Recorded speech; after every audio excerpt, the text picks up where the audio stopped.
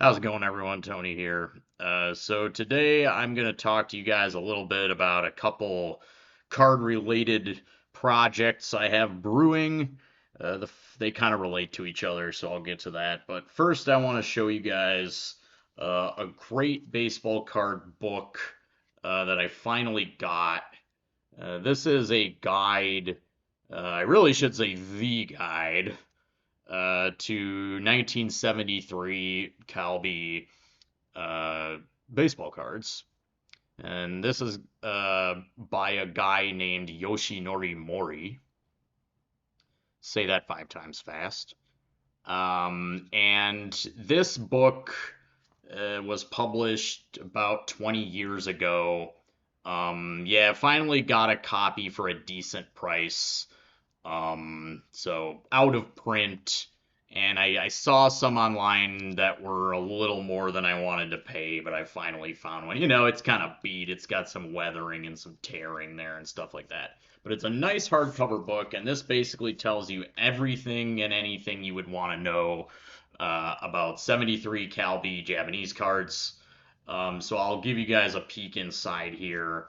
Has like a little bit about like the different packs, bags they came in, the photo albums that you could put the cards in, and then they also have a kind of definitive gallery with the card backs, the text of the backs reproduced for every single 73 Calbee card.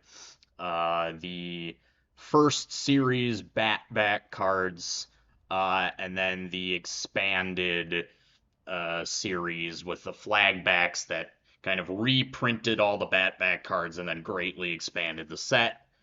So at any rate, I got this great book, and I decided that I am going to try to collect all of the back cards. So I already have, well, by number, there's 91 back cards, but that's by number. There are actually variations. So the complete back set would be 100 or so odd cards, including the variations, and I wouldn't consider the set complete without the variations. So I'm gonna try to collect all the backs. I got a few new cards in toward that goal. If you've been watching my videos from before, you know that I was actually not necessarily looking to collect all the 73 back Calbee cards, but I was looking for ones in very good, nice condition, like pristine on the back. They are very condition sensitive, susceptible to soiling because they have these pristine white backs. And I'll show you what I mean a little bit. So if you're just seeing these for the first time, first, apologies for going this long without showing a card. um, but so this is what they look like, and you can see they have these very pristine white backs. And I've been collecting these in particular, but now I'm going to try to collect all the backs, which means that I am going to have to make some concessions. Realistically speaking, I'm probably not going to be able to have all of the cards be this pristine because, well, I'll explain. So, some of the cards, like the iconic #1 card, are expensive. So if I were to get a pristine copy of the #1 card, it would be a lot of money. And I don't even know how many exist.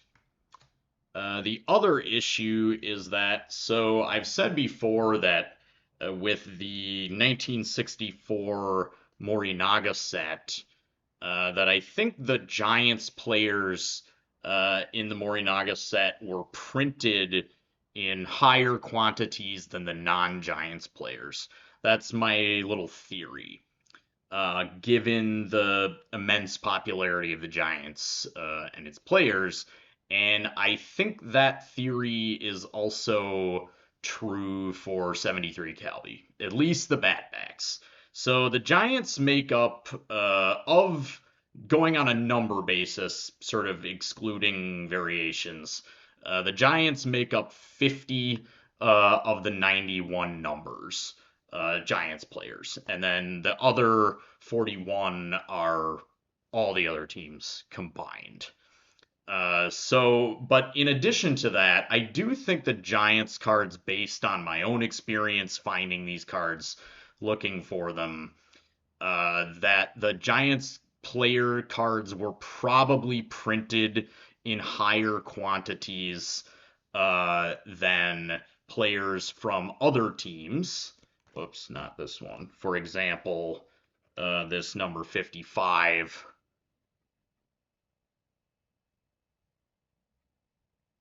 Get that to focus up. Probably not. Oh well. Frustrating. This is number 55, so the higher numbers in the Batbacks. Matsubara, by the way. And anyway, so I think cards like this were printed in lesser quantities than the Giants players were. So going back to what I mean by I'm gonna have to make some concessions is if I hope to collect all of the Batbacks, I I really can't be so stingy about the condition anymore. I do have most of the Giants cards. Most of the 50 odd Yomiuri Giants cards. I do have most of those at this point, and I added a few more today. Or, well, I got them the other day, but I'm going to show you them today. And I added three more. There's really only a few of the Giants that I'm missing, and most of those are very, very early, including the iconic, Shigeo Nagashima #1, and some of the O cards that make up the very first numbers in the set. But beyond those, and I mean, I do have some O's and things like that, but beyond those, I do have most of the Giants, and I do have them in pretty good condition. But as I said, I am going to have to make concessions if I'm going to, actually get all of these Batback cards. Here's a case in point. I did pick up a low number Nagashima card.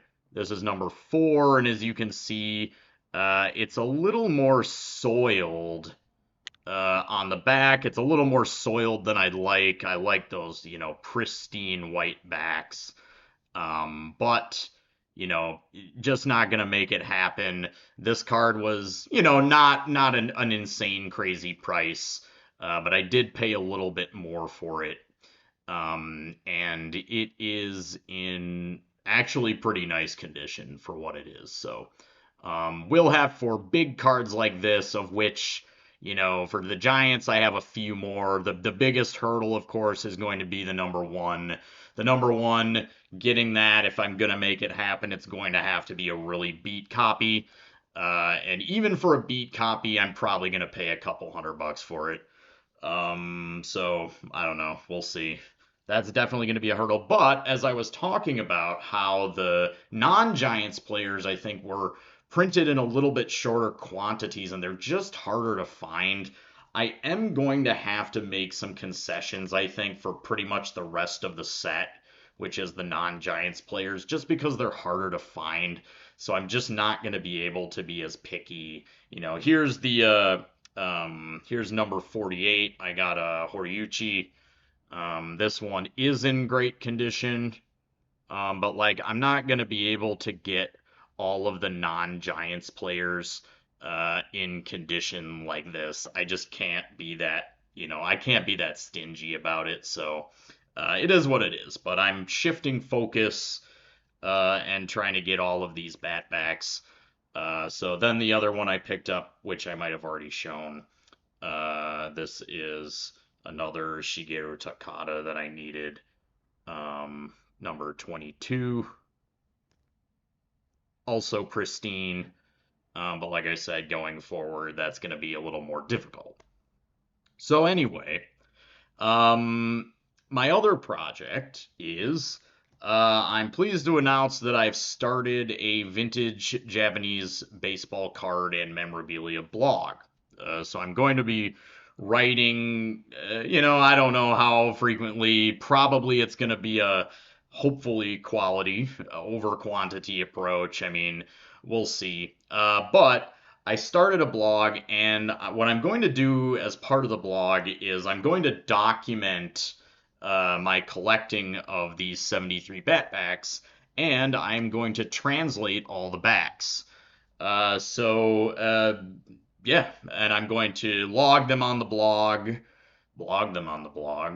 and as I get them, I will translate them. So, I could go through this book and just, I could starting with number one, I could just translate because the information's all there. But, to make it kind of fun and to just sort of like as a document of the process, which I have quite a few of these cards already, so I'm gonna have to go back and do it. But as I get them, translate them, put them on the blog, and then eventually, hopefully, have an entire, log, a reference of all the 73 Calvi Batbacks fully translated for you to see, and then all the cards will be from my personal collection on my blog, and you can see them.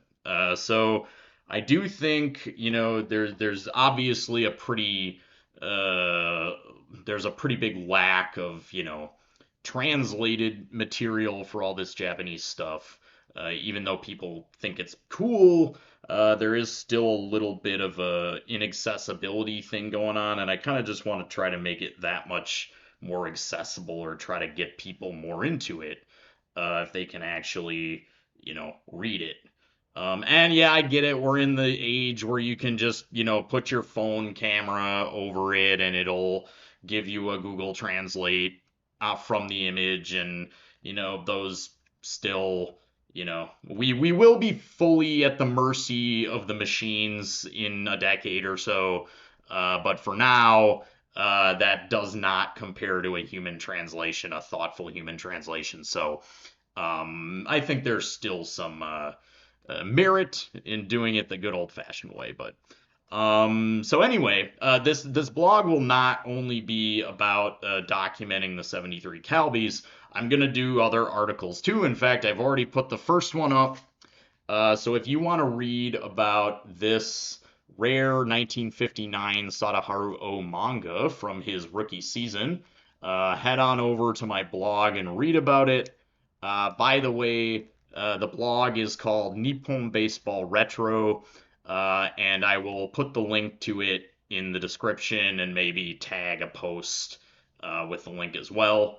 I think those links will probably be okay. Google owns YouTube and Blogspot, so they're probably not going to care if I. Usually they're like sensitive about links and stuff, but we'll see what happens. Anyway, it's called Nippon Baseball Retro.